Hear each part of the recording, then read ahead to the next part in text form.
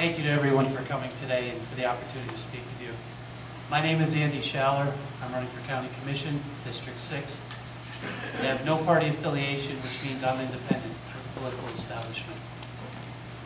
I've been to District 6 resident for more than 20 years. I own a business, I have a strong financial background, and a strong work ethic. I watched my father carry a mail bag for 32 years through the streets of Connecticut. My mom worked for a nonprofit for 33 years. Neither one of them ever called in sick one day. A strong work ethic is not something you learn, it's something that's instilled in you. I believe this county should be run like a business where the customer still matters. That's why my #1 priority is district representation.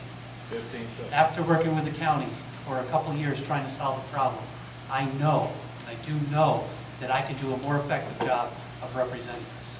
Thank you.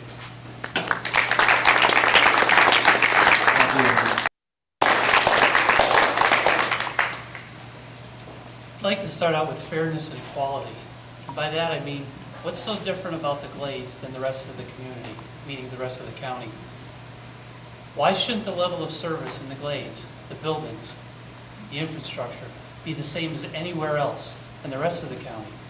Why should there be a difference of one part of the county gets a higher level of service or a priority on a building? Why? Why isn't everybody treated equally?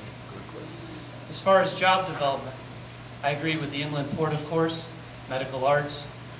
And I was speaking with some gentlemen from Canal Point who said back in the days of the Depression, everybody was walking around with money in their pocket and a full belly. And they told me the reason that things had changed out here is because of a monopoly that was taken over by Big Sugar. They said that back in the days of having individuals as farmers, and they asked me to represent them if the buyout ever comes along for U.S. Sugar, to give back some of that farming land, get it from the state, lease it or whatever it takes to get some farming land back here, get a package plant, bring back jobs. Let's get an economic center out here with whatever made this area so great. We've got great land out here.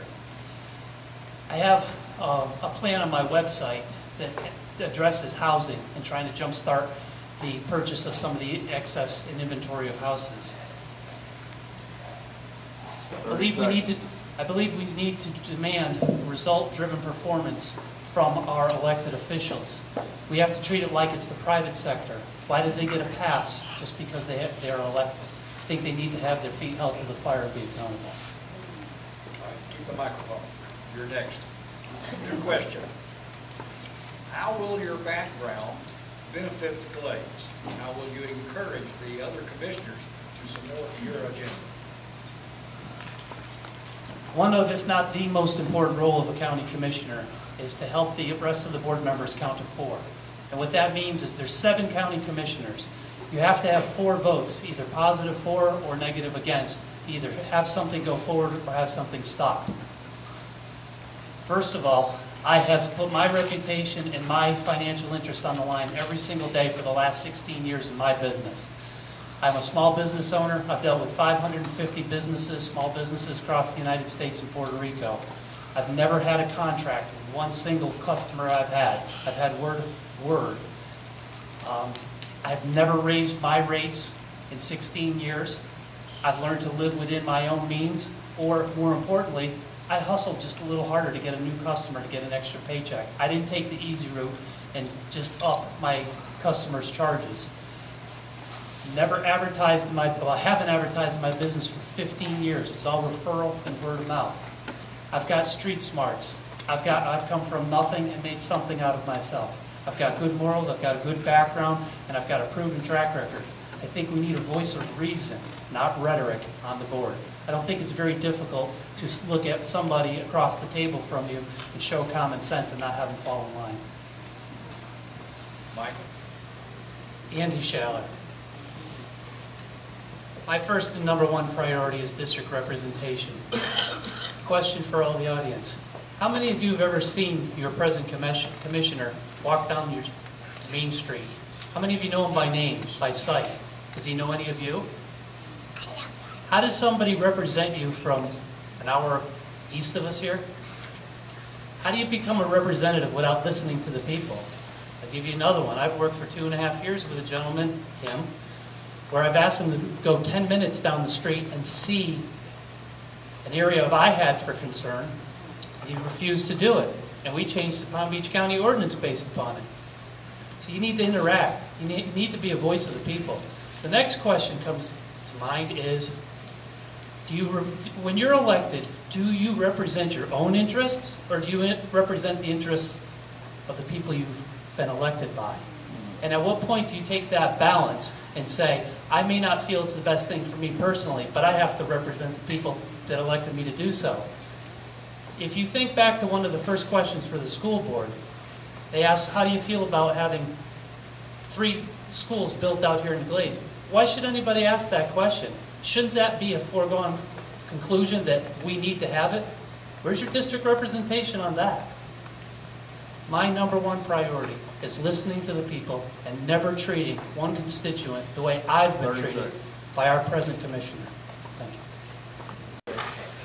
What is your position on the inland port?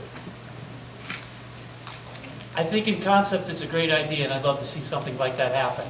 We have one big problem, which is there are 3 different ports that are independent entities. They have their own elections. You have the Port of Palm Beach, you have the Port of Fort Lauderdale, Everglades Port, and you have the Port of Miami. One of the things that we need to do is make sure, if we're going to be successful, in somehow brokering a deal between all 3 ports to make the project successful. If you have one port that's supported, one inland port, the inland port supported by one port, that will definitely make an impact. But we need to have all 3 working together.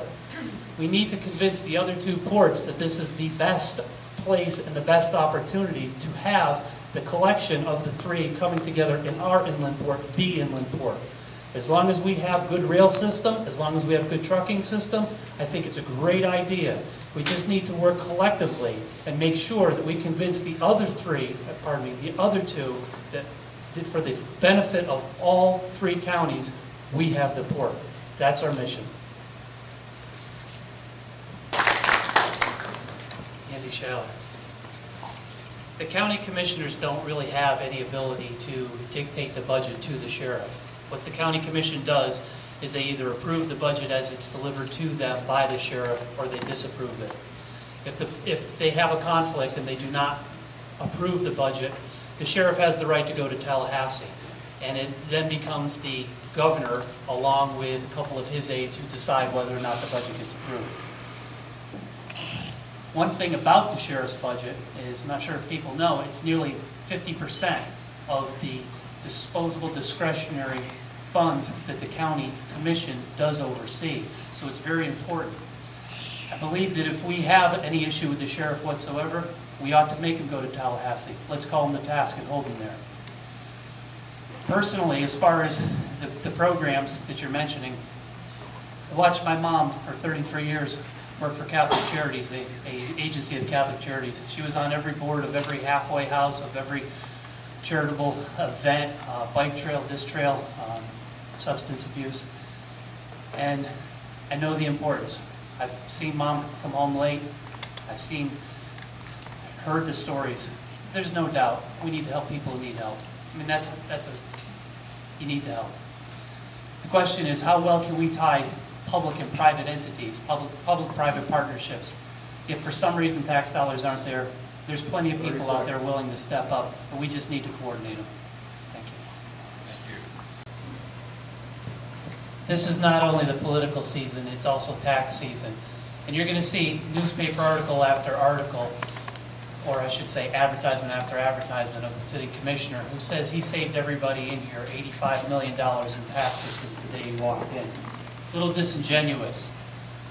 While the projected total amount of taxes for 2011 is $85 million less than 2007 when he came into office, the projected millage rate for 2011 is 10.9% higher than when he came in.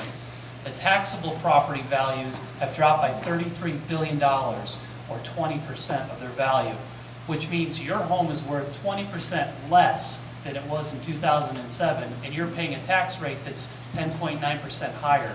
I don't know that I would brag about that in the newspapers, and if I did, I'd have to own both sides of that, which means my house is worth less now, as well as yours is, versus when he first came into office. So be careful of that, smoke and mirrors. And no amount of money that a candidate can put into advertising can change the fact that he did not do something. And we've mentioned many things that have not been done for the Glades. I believe that county government should be run like a business. I believe also that in business, if you're not happy with your current service provider, you have the opportunity to change who that provider is. Whether it's based upon cost or service, you can make a change. However, in a government-run monopoly, you only get one chance every 4 years to change your representative. That representative will make decisions that could last a whole lot longer than his term in office. I believe that I have the ability and the desire to do a more effective job of representing us. So with your vote, with your help, your support, and your vote on November 2nd, I'll get my opportunity to prove it. Please vote for me, Andy Schaller. Thank you.